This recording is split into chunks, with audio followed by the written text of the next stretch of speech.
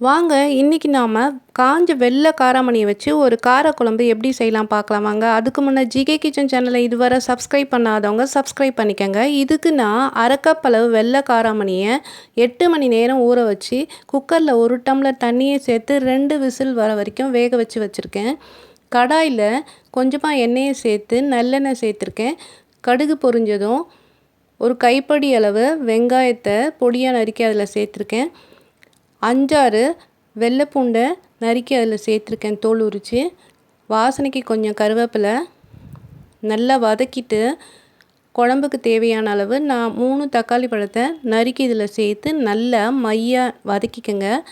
அதுக்குள்ளே ஒரு எலுமிச்சம்பழம் அளவு புளியை ஊற வச்சு கரைச்சி எடுத்து வச்சுக்கோங்க.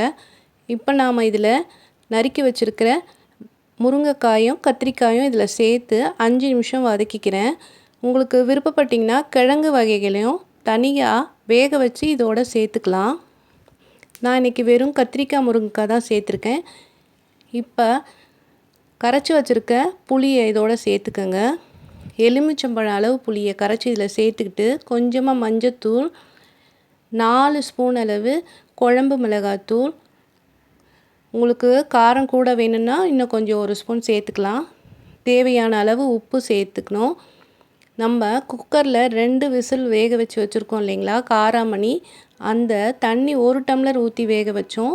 அந்த தண்ணியோடு இந்த குழம்புல சேர்த்துக்கோங்க. தண்ணியை வேஸ்ட் பண்ணாதீங்க.